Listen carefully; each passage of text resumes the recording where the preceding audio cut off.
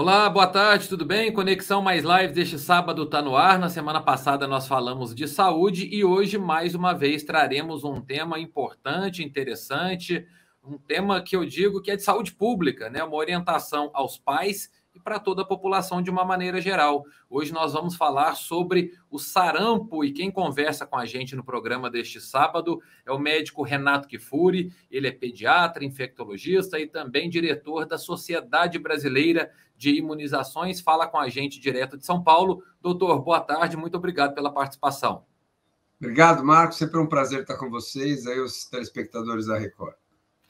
Para a gente começar, doutor, para ficar bem claro para as pessoas, né, que muitas vezes não tem o domínio do assunto, ainda mais nós vamos falar mais para frente que o sarampo chegou a ser considerado uma doença erradicada ou eliminada, né? Mas o que é o sarampo para as pessoas tomarem conhecimento a partir desse início de conversa mesmo? O sarampo é uma doença infecciosa transmitida por via respiratória e que era uma das principais causas de mortalidade infantil há décadas atrás. As pessoas com sarampo muitas vezes tinham complicações como pneumonias, complicações neurológicas que levavam à hospitalização e muitas vezes à morte. Para cada 1.000 casos que a gente tinha de sarampo no passado, um deles, infelizmente, acabava falecendo. As crianças eram as principais vítimas, uma doença febril, aguda, febre, manchas no corpo, conjuntivite, são os principais sintomas do sarampo. E a gente está numa era, né, de pandemia ainda, de Covid, que fala muito sobre a força do coronavírus no que diz respeito a ser muito contagioso. O sarampo também tem uma proporção preocupante, né, para a saúde de uma maneira geral, nessa questão de contágio? É a doença mais contagiosa que nós conhecemos, muito mais do que a Covid-19. É uma das principais taxas de ataque que a gente chama. Isso quer dizer, se você está numa sala ou num ambiente com 10 pessoas e aparece alguém com sarampo, dessas 10 pessoas que não são vacinadas, 9 se infectarão. Ou seja, uma taxa de ataque de 90%. É muita gente se contaminando. Por isso a doença, num cenário, quando baixam as coberturas vacinais de uma maneira geral, a primeira que dá as caras, a primeira doença que aparece, é o sarampo, porque ela não poupa indivíduos sem vacina. Onde acontece um caso de sarampo e ali naquele redor não há pessoas vacinadas, a disseminação é muito fácil.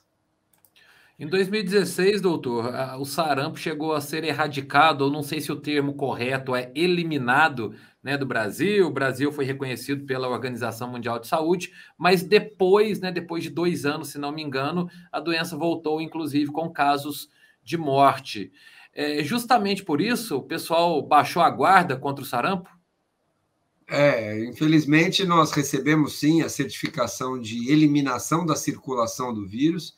Isso quer dizer que os poucos casos de sarampo que eram importados, as pessoas que vinham com sarampo para o Brasil, não encontravam aqui entre nós indivíduos não vacinados, indivíduos suscetíveis, o que fazia com que a doença não circulasse mais. O sarampo chegava, vinha alguém com sarampo, contaminava um ou outro e não mantinha a circulação sustentada, porque interrompia-se a cadeia de transmissão pelos indivíduos vacinados. Isso se deveu a essas elevadas coberturas vacinais, acima de 90%, 95% da população.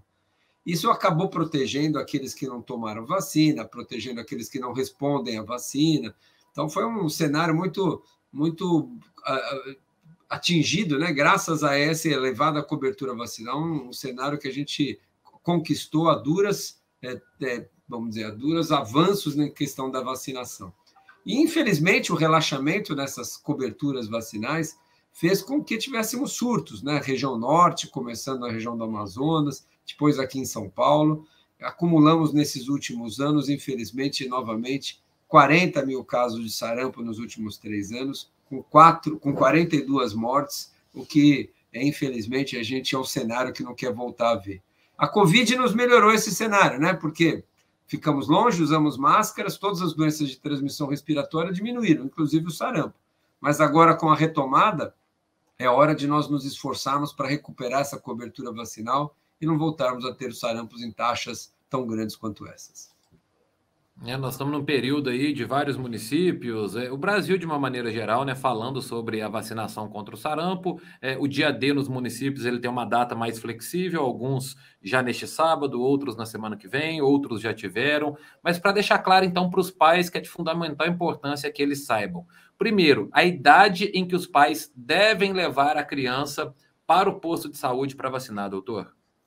Olha, lembrar que a vacina do sarampo está disponível o ano inteiro. Não precisa esperar a campanha para vacinar com sarampo, não. Está disponível para crianças, no seu esquema de 2 doses aos 12 e 15 meses, 1 ano e 1 ano e 3 meses. Está disponível para todos os adultos menores de 40 anos com 2 doses. Então, não precisa ser criança para estar em dia com a vacina do sarampo. Está disponível para os adultos de 40 a 60 anos em dose única. Então, esses indivíduos com mais de 60 anos provavelmente já tiveram sarampo lá no passado, que não existiam vacinas.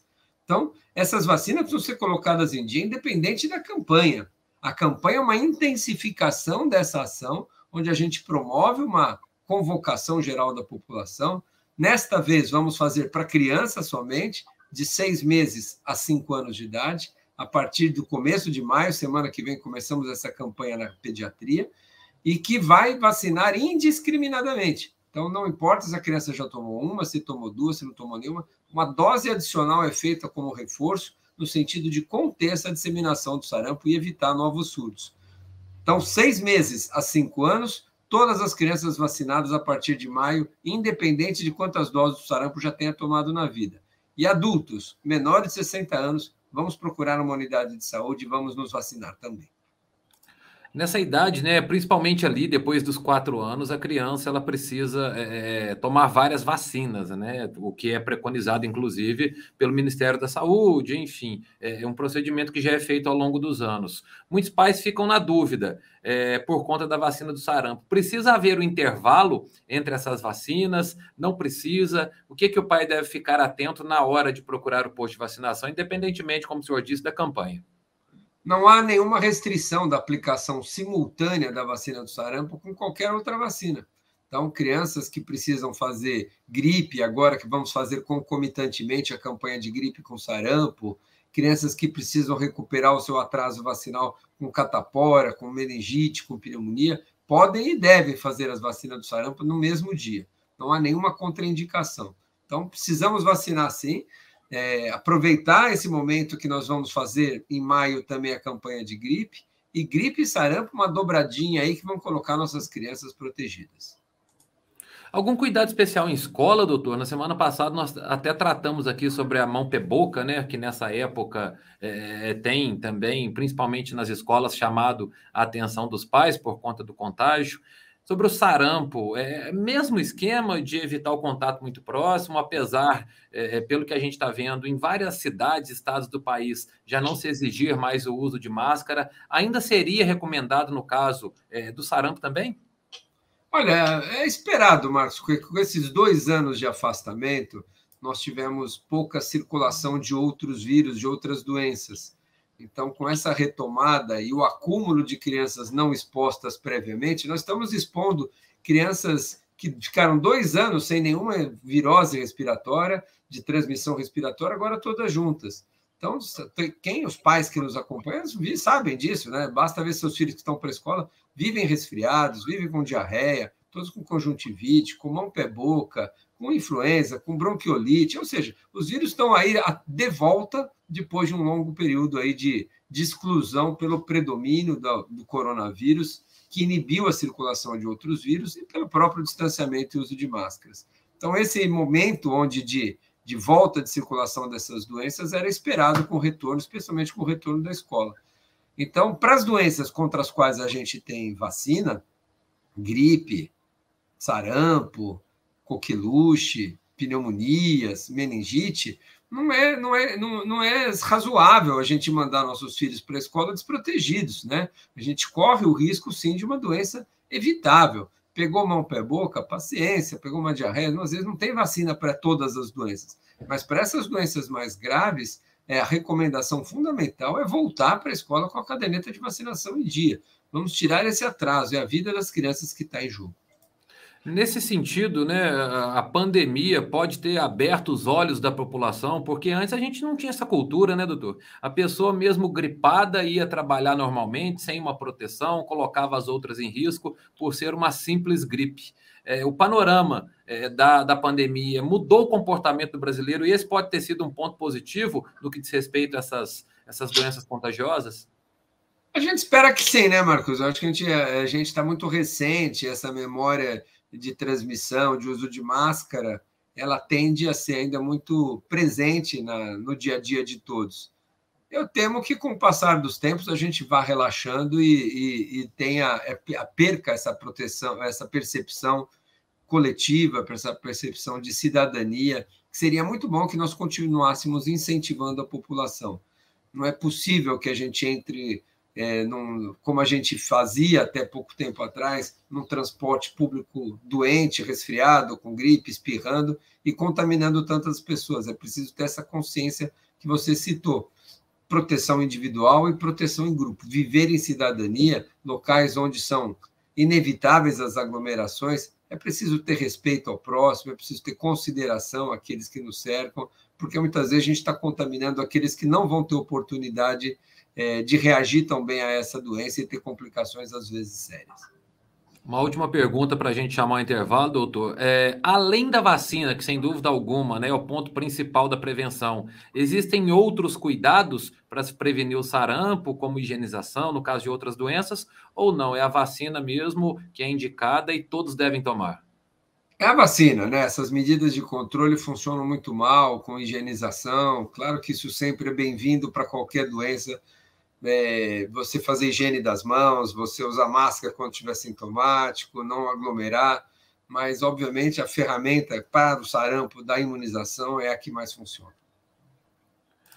Tá bom, doutor. Então vou chamar um intervalo bem rapidinho. Hoje eu estou conversando com o médico Renato Kifuri, ele é pediatra, infectologista e diretor da Sociedade Brasileira de Imunizações, e o tema central do nosso assunto hoje é o sarampo. Então fique com a gente que daqui a pouquinho tem mais orientação para você que acompanha a Rede Mais Record TV. Até já.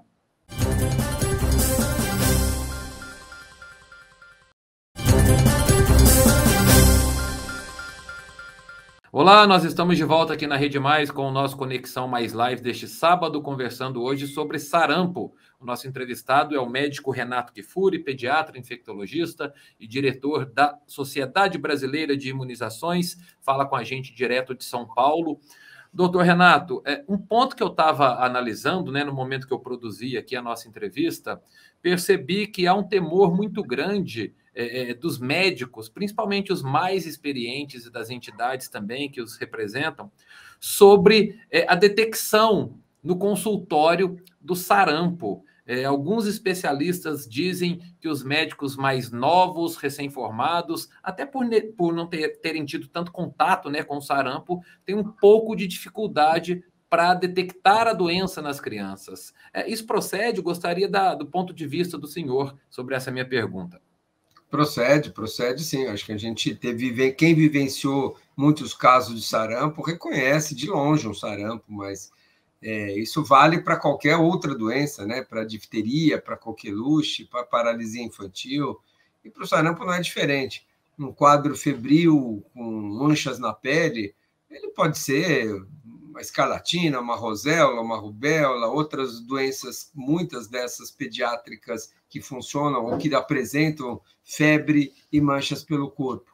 Então, um pediatra, às vezes, não tão experiente ou não com tanta experiência em manejo do sarampo, às vezes tem dificuldade, sim. Esse é o problema da população e dos profissionais da saúde. As vacinas fizeram tanto sucesso, fizeram desaparecer tanto essas doenças, que ela não é mais parte do nosso dia a dia, nem da população, que não se sente mais ameaçada por essas doenças, e dos profissionais da saúde também, que não manejam mais essas doenças, não veem mais esses casos, não cuidam mais de crianças com essas doenças, e também têm dificuldade tanto no diagnóstico, como recomendam de maneira menos enfática as vacinas, porque são ameaças já controladas e, infelizmente, o que move o ser humano em direção a uma percepção, a uma busca de proteção, de prevenção, é a sua percepção de risco. Então, esse é o grande desafio das vacinas, continuar convencendo as pessoas a se vacinarem, a despeito das doenças já estão sendo desaparecendo ou sendo controladas. Nesses 2 últimos anos, doutor, acho que nós vivemos aí, né, um encurtamento de muita coisa que ia acontecer lá para frente, acabou acontecendo agora por conta dessa pandemia, costumes de uma maneira geral. E na saúde, o que me chama atenção, até pela polarização política, e nós não vamos entrar nesses detalhes, a questão das fake news sobre as vacinas. Estava lendo que, inclusive, já houve associação da vacina do sarampo com casos de autismo. No caso do sarampo, a fake news também é uma adversária que precisa, é um adversário que precisa ser combatido no dia a dia, né? Porque não tem relação e nós estamos vivendo um período que a eficiência das vacinas ou a eficácia está cada vez mais presente na nossa cara, só não enxerga quem não quer. Então, sobre as fake news com relação às vacinas contra o sarampo, como é que está essa situação? Olha, de uma maneira especificamente com o sarampo, a gente não tem nenhuma grande chamada ou grande problema. O descrédito das vacinas, de uma maneira geral, ele ele cresce em outros países do mundo, e a gente achava que aqui no Brasil é algo difícil de emplacar grupos anti-vacinas, fake news, porque o Brasil era o país do carnaval, do futebol e da vacinação, né? É um país onde a cultura da imunização sempre foi muito presente. Nossas taxas de cobertura vacinal sempre foram das mais elevadas do mundo. Mas, infelizmente, especialmente nos últimos tempos com a Covid-19, a desinformação e a propaganda antivacinista cresceu aqui com argumentos dos mais variados possíveis, desde que a vacina vai te introduzir um chip, desde que a vacina vai magnetizar o seu sangue, desde que a vacina vai... É um problema criado para a indústria farmacêutica, teorias da conspiração para vender, cria-se o problema para vender a solução, que são as vacinas.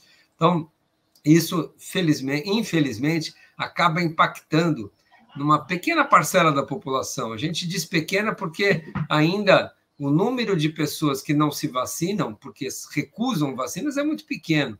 Mas essas notícias falsas, elas impactam negativamente no sentido de deixar muitas famílias hesitantes em se vacinar. Não é o antivacinista, mas a pessoa lê, vê um vídeo, assiste no grupo do WhatsApp, vê o que a família mandou, alguém dizendo que a vacina vai te transformar num jacaré, ou que vai deixar o seu futuro do seu filho de algum jeito, ou que vai trazer mal para a saúde do filho. Quem quer mal do seu filho? Ninguém, mas as pessoas ficam inseguras, né? Então, aí mora o perigo. Eu acho que nós precisamos também combater essas notícias falsas com informações de qualidade. E as pessoas precisam aprender a filtrar essas notícias, não só em saúde é mais grave, mas em todas as notícias que a gente recebe, diariamente a gente recebe fake news, né? E com saúde não é diferente. Então é importante, porque essa doença, hoje digital, que eu chamo da fake news, que é uma doença digitalmente transmissível, você tem doença que transmite por ar, transmite pelas fezes, transmite pelo sangue, essa transmite pelas redes sociais. Faz muitas vítimas, mata mais do que muitos vírus e bactérias por aí. Então é preciso aprender a enfrentá-las e criar vacinas também para essas fake news e aprender ou ensinar a população a reconhecer o que é correto, o que é uma notícia falsa, o que é uma notícia de qualidade, com sites com boas referências. Doutor, tem um ponto que os pais ficam curiosos, né, sobre a vacina, qualquer vacina, mas contra o sarampo. Todos perguntam: essa vacina pode dar alguma reação como outras vacinas dão? Normalmente é comum? O sarampo, como as outras vacinas, qualquer vacina pode dar, às vezes, uma dor no local, um pouquinho de febre, nada grave, né? Nenhuma doença, nenhuma vacina dessas aí traz efeitos colaterais importantes para as crianças ou para os adultos. Reações de vacinas, é preciso dizer que elas, às vezes, acontecem. Quanto ao sarampo, mais ou menos 20% das crianças que recebem têm febre, mais ou menos 15% tem dor no local da aplicação. Não é uma vacina intramuscular, é uma vacina subcutânea, ela é feita de uma maneira menos dolorida, mas é uma vacina extremamente segura. A gente usa há décadas a vacina de sarampo, o planeta inteiro já vacina, é uma vacina barata, disponível, gratuita, altamente eficaz, e é uma das que a gente mais tem experiência em termos de segurança. Não há por que se preocupar com as reações da vacina do sarampo. Doutor, como eu disse lá atrás, no começo, na abertura do programa, né, se o termo não estiver correto, por isso que eu estou perguntando para o senhor pedir esclarecimento, sobre uma doença ser considerada erradicada ou eliminada. No caso do sarampo, que aconteceu recentemente no Brasil, qual é o termo correto e o que houve de fato, né? O senhor já disse lá atrás, por conta do sucesso da vacinação, dos cuidados, mas qual que é o termo correto, no caso específico, do que ocorreu com sarampo aqui no Brasil? Em 2016, em função das elevadíssimas coberturas vacinais contra o sarampo, obtivemos aqui a certificação da eliminação da circulação do vírus do sarampo. Esse é o termo correto. Nós vacinamos tantas pessoas ao ponto de, quando chegava alguém com sarampo aqui no país, não encontrava indivíduos suscetíveis suficientes para fazer uma cadeia de transmissão. Um indivíduo chegava com sarampo, contaminava no máximo mais um e os casos não iam para frente, porque não haviam indivíduos vulneráveis, suscetíveis, suficientes para a propagação do vírus e mantida uma circulação sustentada. Esse é o estágio que nós chegamos com a vacinação ampla e é o que a gente quer recuperar, uma zona livre de circulação do sarampo. O sarampo vai continuar existindo nos outros países, não está eliminado do mundo, mas é uma doença erradicável, né, do mundo, do planeta. O dia que nós conseguimos vacinar todos, já que a vacina é extremamente eficaz, não há outro reservatório do vírus que seja o ser humano. Diferente da febre amarela que tem no macaco, da dengue que tem no mosquito, do tétano que fica lá na ferrugem, na terra, o sarampo só tem vírus em ser humano. Então, o dia que nós controlarmos mundialmente as pessoas vacinadas, nós podemos ficar livres e erradicar o sarampo do planeta. Hoje, o que a gente consegue, no máximo, é eliminar a circulação do vírus desses casos autóctonos aqui no país. E como ocorreu com sarampo agora, há preocupação, né, das autoridades sanitárias ou de saúde sobre novas doenças virais, ou melhor, antigas doenças, né, que haviam sido controladas e por conta de tudo que aconteceu, distanciamento, agora as pessoas voltando, que possam voltar também a assustar ou precisam de uma atenção especial nesse momento daqui para frente? O recrudescimento de outras doenças é um risco iminente. O sarampo é a primeira a aparecer porque ele é o mais transmissível dos vírus, né? Então, quando as coberturas estão baixas, as coberturas vacinais, não é só para o sarampo, estão baixas para todas as doenças. Então, mas o sarampo é o primeiro a dar suas caras exatamente pela sua alta transmissibilidade. Mas o risco da rubéola, da difteria, da cachumba, o risco de reintrodução até da paralisia infantil é um risco real. Israel está com 8 casos de sarampo confirmado, num cenário muito parecido com o nosso de coberturas vacinais. Então, é importante que nós recuperemos essa cobertura vacinal perdida e coloquemos em dia o calendário vacinal das nossas crianças. Doutor, muito obrigado, viu, por disponibilizar um tempo. Sua agenda é muito corrida, falou com a gente direto de São Paulo, mas uma entrevista bastante esclarecedora, né? Ainda mais falando de saúde, falando de criança, da conscientização dos pais. Então, muito obrigado por ceder um tempo aí de seu conhecimento para a gente aqui na Rede Mais Record TV. Eu que agradeço, sempre um prazer. Um grande abraço a você e todos que nos acompanham. Muito obrigado também a você de casa que nos acompanhou. Conexão Mais Lives deste sábado vai chegando ao fim. Muito obrigado pela sua companhia. Então, siga as orientações, as instruções de quem sabe. No caso, Dr. Renato Kifuri, pediatra, infectologista, diretor da Sociedade Brasileira de Imunizações, trouxe orientações importantes sobre o sarampo. Não espere a campanha, né? Não espere esse período em que há mais propaganda sobre o assunto, em que se fala mais sobre o assunto. O Brasil é um país que se destaca, né, pela capilaridade do SUS, pela capacidade de vacinação. Então, vá sempre a um posto de vacinação, leve o cartão do seu filho, da sua filha. Você também veja se está tudo em dia, porque a vacina nesse momento, e sempre foi assim ao longo dos anos, é fundamental para a gente evitar transtornos para a nossa saúde, tá bom? Muito obrigado pela companhia, um bom restante de sábado para você, um ótimo fim de semana e até a próxima. Tchau.